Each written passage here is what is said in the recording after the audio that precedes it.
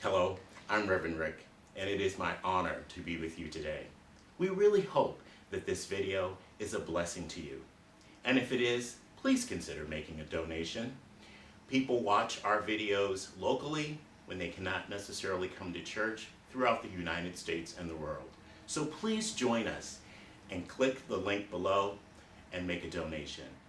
Thank you, and let this be a blessing to you.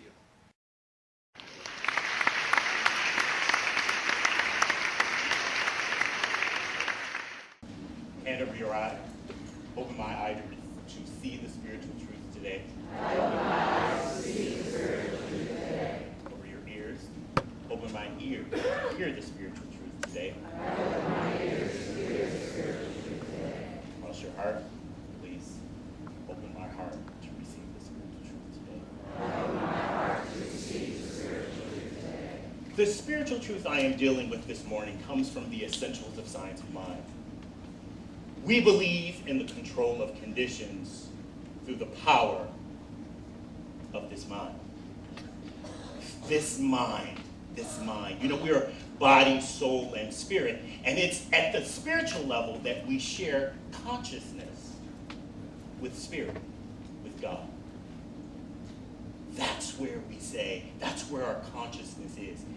We use that comment all the time, but we need to remember, we share in this consciousness. The title for this message this morning comes from the book written by Dr. Johnnie Colemon. It will work if you work it. See, you have to learn how to work it.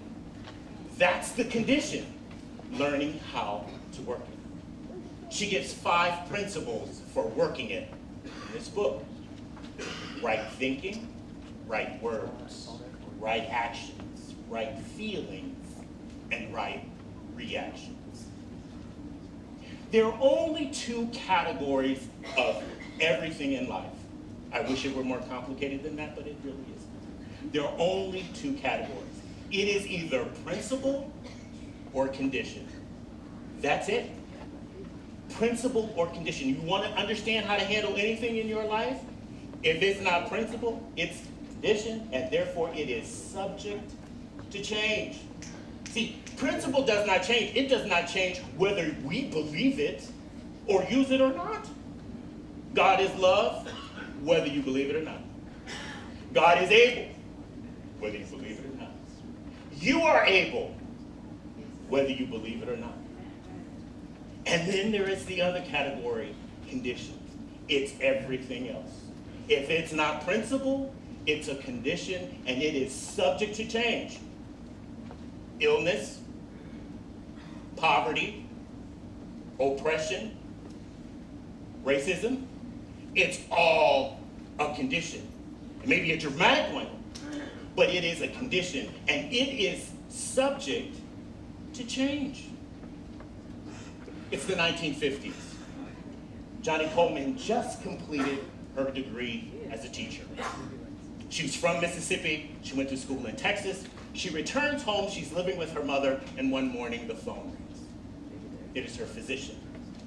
The physician says, medical science would say, you have 6 months to live. Her first thought is, I just started living. You know, for those of us who've gone to school, that's how you feel. When school is over, it's, I just started living. And she looked down, and on the table was a magazine, and the magazine said, God is source, you don't have to be sick. So she takes the magazine, and she goes to her mother, and she says, what does this mean? And she says, I've been leaving these magazines around the house all this time. You weren't interested in finding out what was going on at all. If you want to know what this means, then I suggest you go there and find out. She leaves Mississippi, 26-hour train ride to Lee Summit, Missouri. See, Unity is outside the city of Kansas, 15 miles. And at this time, Unity Village, which is what we call it today, it was called Unity Farm. Okay? And everyone who went to school lived on the farm. So we thought. Because when Johnnie Colemon got there, She decided, I want to be. She found when her feet touched the ground, there's something different here.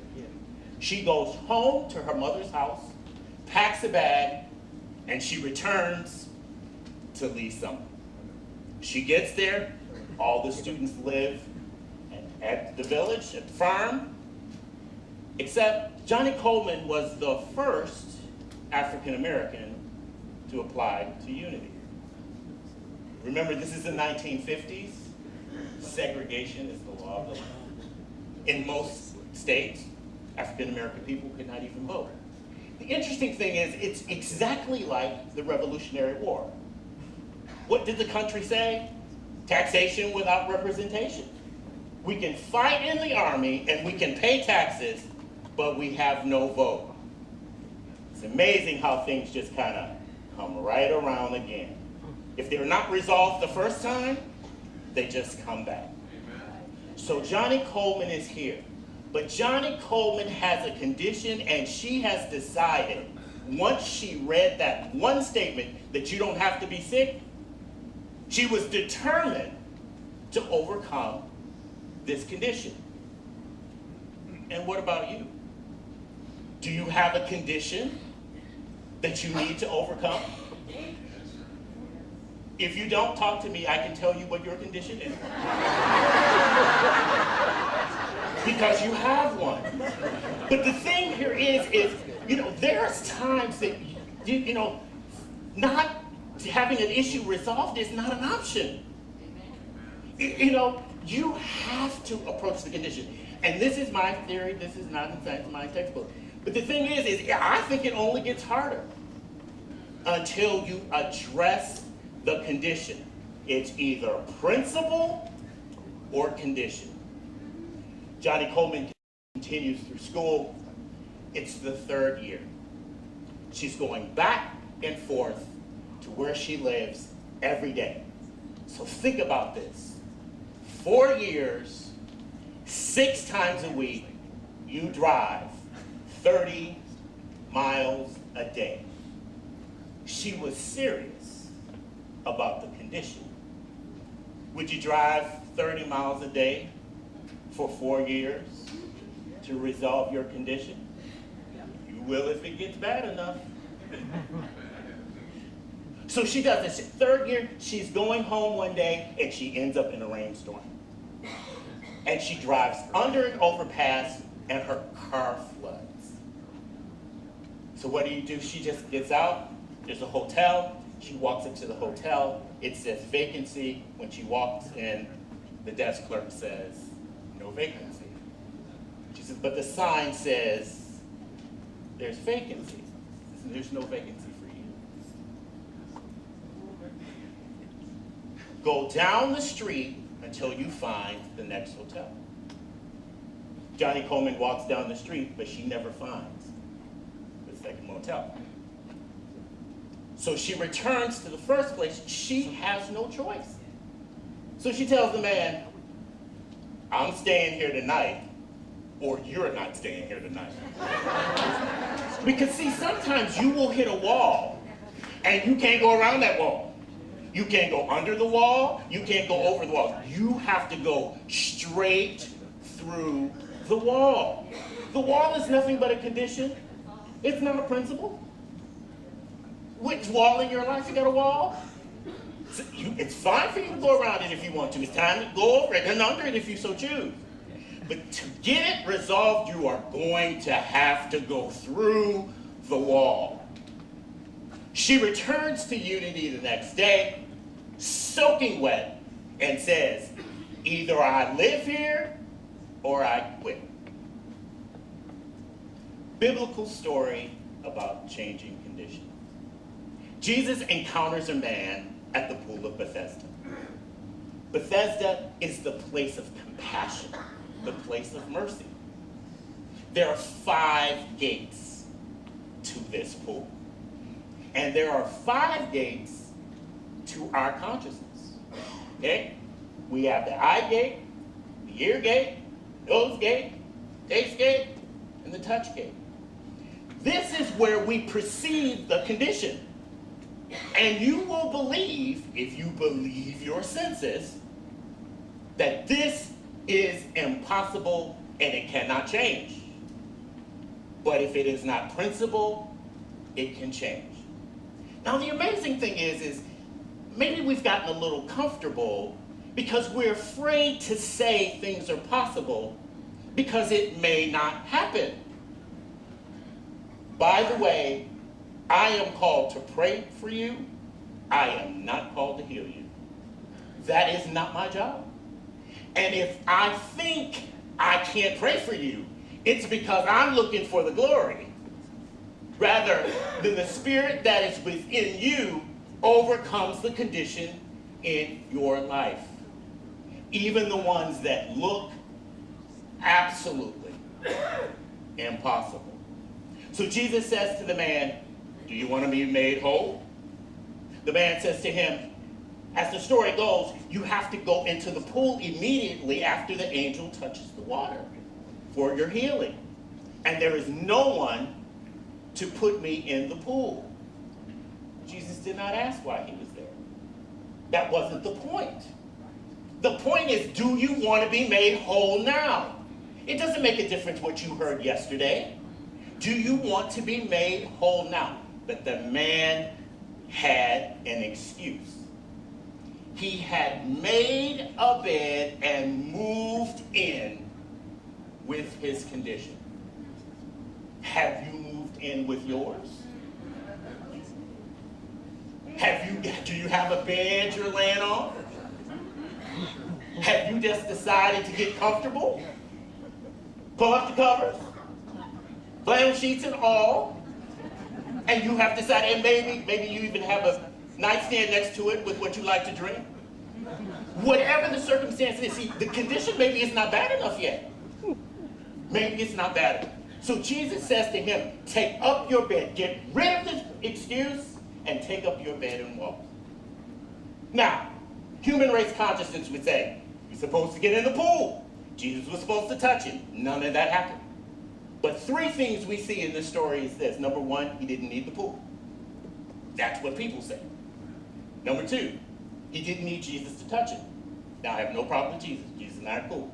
Don't you tell anybody any different. But the point is, Jesus had to teach him. And each one of you have the same ministry, by the way. All this divinity sitting in this room is supposed to bring light and a change of consciousness in the world that you are in. The third thing is, making a bed means you have gotten comfortable with the condition. Are you comfortable with your condition? Let me tell you how to test whether or not you've gotten comfortable. Do you have a story why it exists? It's just the way I was raised. It just happened to me. You know, I just, where I come from, this is just the way things are done. You are taking a condition and making a bed and getting comfortable with it. But that is all about choice, because you have the power through this mind to control the condition. Johnnie Colemon, standing there, says, either I move in or I'm leaving. Third year. She said, I don't really remember when I got healed. I just did what I know I needed to do. The student body supported her, and she was able to move in. Oddly enough, she moved in and she didn't like it. She said it was cold and drafty, and she wasn't comfortable. So she moved into the hotel that said she couldn't stay there. So here's the thing about a bed, okay? You make a bed and get comfortable with it, and when you finally deal with it, you'll find that the situation that you had really just wasn't that hard. And you may not even necessarily like it, but you have made a bed of the situation. Now, how I became familiar with Johnnie Colemon is this picture here. It is 1984. And the cover of the magazine says, African American woman opens auditorium, a church, with 3,500 seats on 100 acres in the south side of Chicago. 1984. Segregation didn't stop her. Her illness did not stop her. All the discouragement that she went through did not stop her. She didn't make a bed. 3,500. I want you to imagine, just look around the room. This room full is about 300 people. 10 and a half times the size of this room teaching new thought, which has something to do with our consciousness as well. I really believe there's going to be a time there's not going to be enough room in this room. I believe that. Johnnie Colemon gives me that motivation. Because if life gets hard enough, oh, you'll show up. So it wasn't only just the auditorium. She opened a school of ministry. She opened elementary school and high school for the students that actually participated in her church and others, and opened up a banquet hall. Now that was overcoming her condition. Now, the condition, your condition may not be opening a church with 3,500 seats. That may not be your situation. But whatever condition in your life, let her life give you an example about how to handle it. So Johnnie Colemon says, there are 5 rights to overcome and demonstrate in your life. Remember, if it's not principle, it's a condition, and it is subject to change. First thing is right thinking. You've got to determine whether or not this is a principle or a condition. And if it's not a principle, it is what? Subject to change. How do you feel about this situation? If you are being oppressed, discouraged, whatever the situation is, you cannot deliver that kind of attitude and feeling back. We overcome evil with good. See, we have to operate in principle because that's the way life goes. You must do it first if you want it to change. It's a very simple thing. You want to know how you want something to change in your life? Do it first. Because you have to operate in faith for things to change. Right thinking, right words. What is coming out of your mouth? Is it all about victory or all about failure? Do you have a story about why you have made your bed? Don't get lost in the story. Get lost in the principle. Wholeness, and she wanted to be made whole. Right reaction. And this is the danger. Out of everything we deal with in life, particularly when we are personally hurt by it, you want to hurt who hurt you. You cannot do it.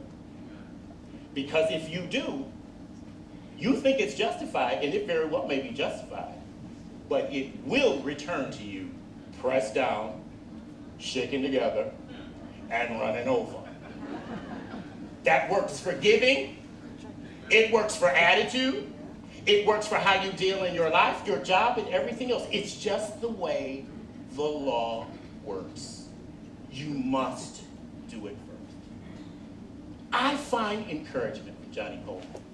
In the middle of segregation, in the middle of being oppressed, in the middle of being ill, she decides to believe in principle. So I leave this with you today. What is your condition? What is your condition? Are you willing to give it up? Are you willing to let go of the story? If you are, you have to just acknowledge it and start on the road of recovery. It's all about embracing the principle. Let's pray. There's only one power, only one presence, only one ultimate reality. Anything that is a limitation only appears to be so. It has no power in itself. So as I speak my word, all needs are met by the power of this one mind and this one presence. We release this word, love and law, and so it is.